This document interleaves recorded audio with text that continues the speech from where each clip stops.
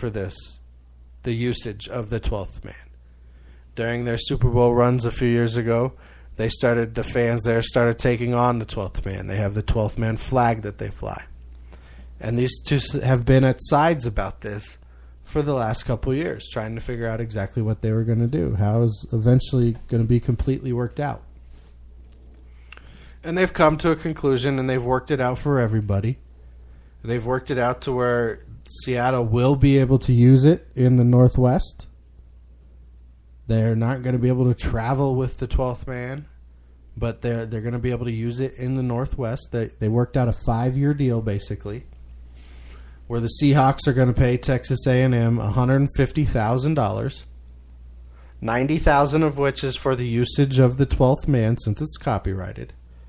And then for the 5 years, there's going to be $10,000 a year or so that's going to go towards helping the Texas A&M protect their rights on usage of the copyrighted 12th man. So that works out great for everybody. Seattle gets to continue using it. Both fan bases get to have the love and the loyalty, and they get to bring more people together, break down more barriers and more walls that we just don't need. Even if it is just under the 2.5 hours or 3 hours that they're experiencing this connection through being the 12th man of a football team, which there's hundreds and thousands of them. So how there's only 12, they're just not doing math on that one. But good for them. Good for the university. Good for the Seahawks. I'm glad they got to work that out. That's really cool. It's cool that Seattle's paying homage, not just fighting it and trying to take it and saying, hey, look, let's both use it. Let's find some common ground where it works out for everybody. And they did. Both sides. So kudos to them. Kudos to them for looking out for what's best for both of their fan bases. So if you guys have been watching the Olympics and noticing certain things that I've been noticing, you had to have noticed all the world records, all the first-time medalists, the countries that are getting first-time medals, the barriers that are being broken down, the stereotypes that are being broken down, the gender roles, not gender roles, but gender stereotypes that are being broken down. It's just great to watch. It hurts to see the athletes that get hurt. It hurts to see the athletes that put in everything they have and just come up short of the podium. It's great to see the athletes that are just so in love with what they're doing in the experience that just being able to perform their individual feat on this stage, they couldn't ask for anything more. And I really can't imagine that. I've won some championships. I've participated in national championships. But what that feeling would feel like, I just don't know. The first time to win a medal for your country, like Monica Puig did, winning the women's tennis final for Puerto Rico. First medal for Puerto Rico, small country. I mean, it's hard for a lot of Americans to call them a country because they want to be a state here in the United States. They've applied for it before, and there's been different movements to try and get them become the next state. But as a country, here she is. She goes out on the Olympic stage, and she pulls it off, and she wins the gold medal. It's not Serena Williams. It's not Venus Williams. It's nobody big named on the tour. It's Monica Puig from Puerto Rico, representing the Puerto Rican family. So, very cool story there. And there's been so many of them. Simone Manuel, the swimmer, who won the African-American swimmer, who won the first gold medal as an African-American woman in the Olympics and for the USA. How many little girls is she going to inspire? How many little boys are going to see that and be like, wow, if she can do it, I can do it too? And that may be silly to say, that may be wrong to say it that way, but it's true. And little girls are going to say, wait a second. Mommy, she can swim, I want to swim. Breaking the stereotype that African Americans can't swim.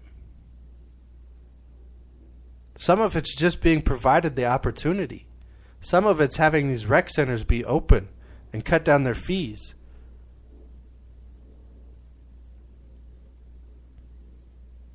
Not everybody has a pool they can go to or has the money to go spend every day at the pool. But a great story. It's going to be so inspiring. And she won other medals on the relay teams. Joseph Schuling, who beat the three-way tie for silver in the men's 100-meter butterfly, who beat Michael Phelps, gave him a silver medal for his 28 total count instead of another gold. He's winning the first medal for Singapore. Small Asian country. Very cool. Sure, he goes to school here at the University of Texas. A lot of these Olympic swimmers go to school here in the States. That's where you train. That's where a lot of the swimming happens, is here. You don't have these facilities all over the world just because they're competing in these events. Plus, these universities go out and find these guys and offer them scholarships just like any other sport. If you're top and they can find you and they can get you to come make them some money, of course they're going to come get you and try and get you to study something at their school so they can get your swimming acumen and ability on their side. And there's been, so many of those stories. U.S. fencing, the team saber competition. Kayla Harrelson in judo, winning back-to-back women's judo gold medals. And she will not be going into MMA, okay? So stop asking her questions about that. Michelle Carter, first African-American and woman of the United States to win shot put ever. She threw 20.63 meters, and for those of you who don't know meters, that's 67 feet 8.25 inches, 67 feet 8.25 inches is 20.63 meters. The women's gymnastics team winning back-to-back golds in the team events. Simone Biles, okay? She's won 3 golds already. She won the vault, which I'm sure will be aired later tonight, but the results have already come out. Or maybe it has and I missed the airing of it. But she won the vault, so she's got 3 gold medals in these Olympics already and the possibility to win 5. Simone Biles' story is amazing. Disney should make a movie about her. Somebody needs to make a gymnastics movie of her story. It's going to sell. It's going to work. You can cross in, other stories of the different Olympic girls. It'd be a good movie. But her story coming from, basically being rejected and having parents that made bad choices and gave her up, basically, and being adopted and overcoming everything that she had to face through that situation and growing up in, I believe, Texas and being a gymnast. And, she's not the biggest girl. I think she's 4'11", so I'm sure there's elements of that to being this powerhouse gymnast that everybody's in awe of, that can command attention, command a room of thousands of people, can have thousands of people stand on their feet and respect what she does because she does it so amazingly well. That past champions, Mary Lou Retton, former Olympians of all sorts are saying, wow, she's the best U.S. women's gymnast of all time. That's something to say when this is your first Olympic Games, when you're getting ready to go off to college soon. Good to be named Simone in these Olympics, right? Simone Manuel and Simone Biles. First time just doing it. Doing it big. It's I don't know what to say other than I'm just in awe of what these guys and these girls and these women, these ladies do. And they do it so well. Later tonight, the 100-meter finals. I can't wait. That's one of my favorite events in the Olympics. I can't wait to see how that one's going to pull out. I'm going to be on the edge of my seat just waiting for it to come down. What else happened? oh, here's a first that, I mean, it's not a positive first, but it's a first nonetheless. Women's soccer, the national team. Them not making it through the tournament. They haven't not made it through in a while. They did not play well throughout the Olympics. Hope Solo caught a lot of shade and a lot of slack for her lack of professionalism, basically. They're calling it class because she's a female. They wouldn't say that if she was a male athlete. Not where I'm taking the story, but she's just the shining of example of what was wrong with that team this year. Coaches years past have been able to manage that team better. Everybody know who Hope Solo is and what she comes with and how she's been in the news for various things. But she's played better.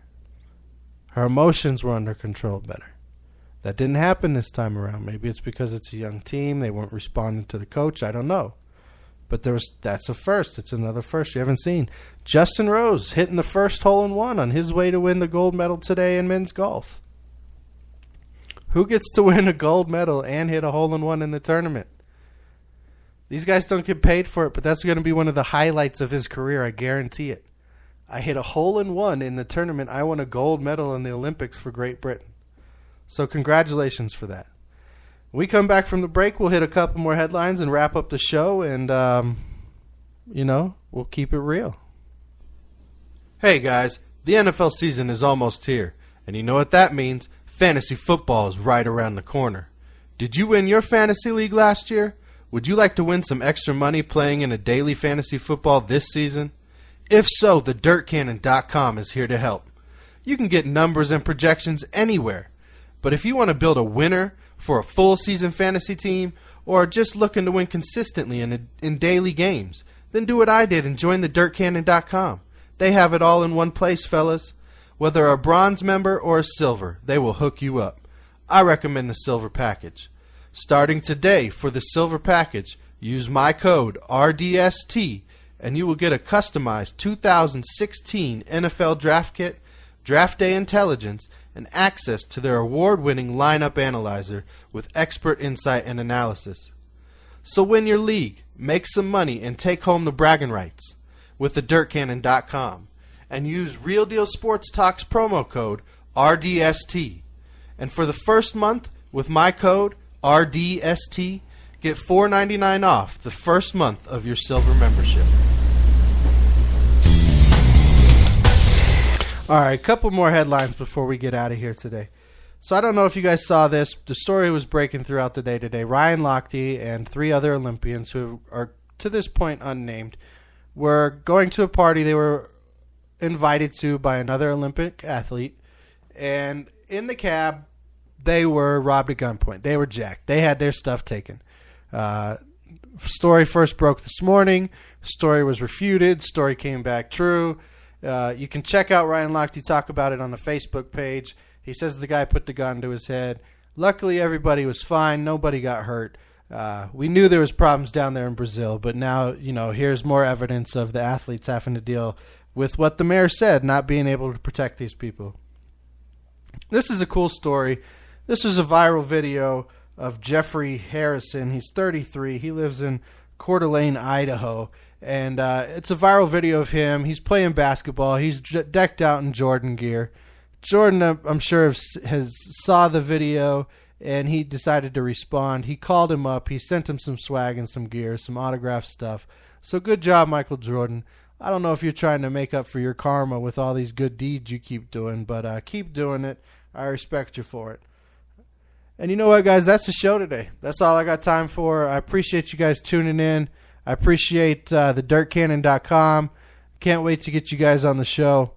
Appreciate you, the listeners. Give me some comments. Hit up the Facebook page, Real Deal Sports Talk with KP. Hit us up on Twitter, Real Deal KVP. And until next time, everybody, just be real.